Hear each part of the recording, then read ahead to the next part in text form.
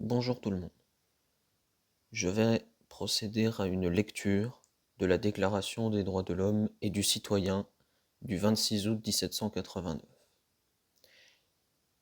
Les représentants du peuple français, constitués en Assemblée nationale, considérant que l'ignorance, l'oubli ou le mépris des droits de l'homme sont les seules causes des malheurs publics et de la corruption des gouvernements, ont résolu d'exposer, dans une déclaration solennelle, les droits naturels, inaliénables et sacrés de l'homme, afin que cette déclaration, constamment présente à tous les membres du corps social, leur rappelle sans cesse leurs droits et leurs devoirs.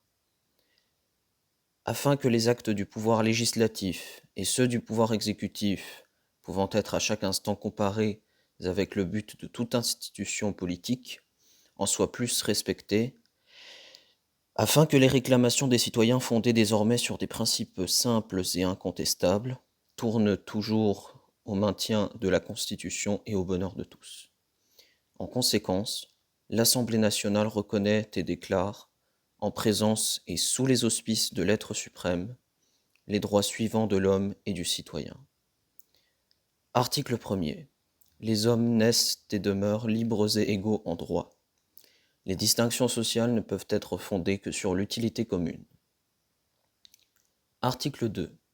Le but de toute association politique est la conservation des droits naturels et imprescriptibles de l'homme.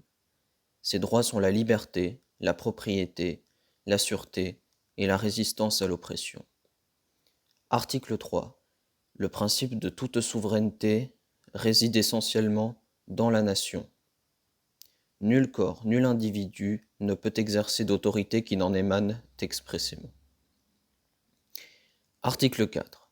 La liberté consiste à pouvoir faire tout ce qui ne nuit pas à autrui.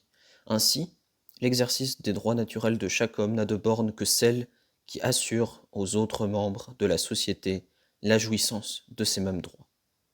Ces bornes ne peuvent être déterminées que par la loi. Article 5. La loi n'a le droit de défendre que les actions nuisibles à la société. Tout ce qui n'est pas défendu par la loi ne peut être empêché, et nul ne peut être contraint à faire ce qu'elle n'ordonne pas. Article 6.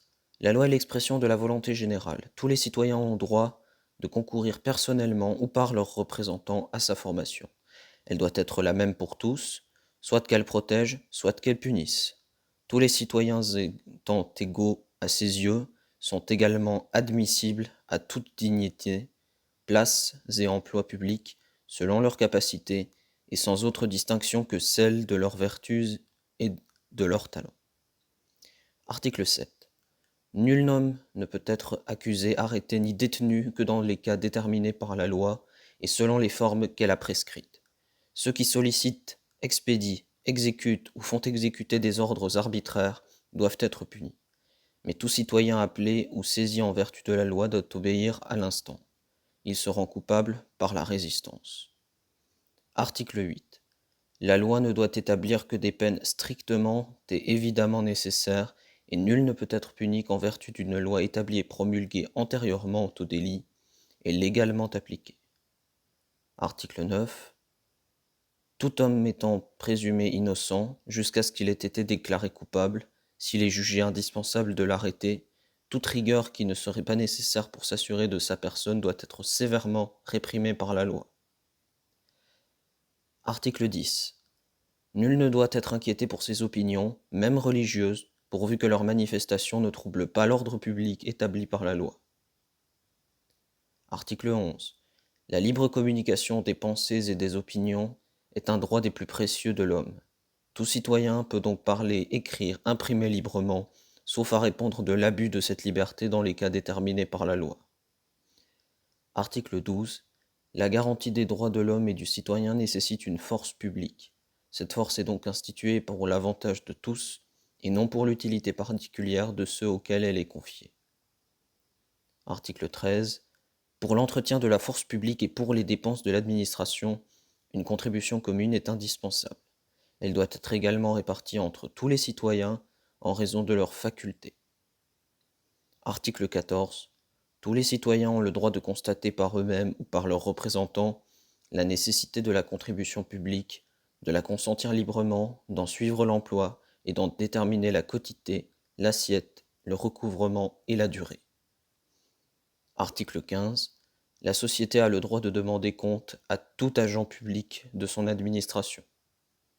Article 16. Toute société dans laquelle la garantie des droits n'est pas assurée, ni la séparation des pouvoirs déterminée, n'a point de constitution. Article 17. La propriété étant un droit inviolable et sacré, nul ne peut en être privé, si ce n'est lorsque la nécessité publique, légalement constatée, l'exige évidemment et sous la condition d'une juste et préalable indemnité. Merci.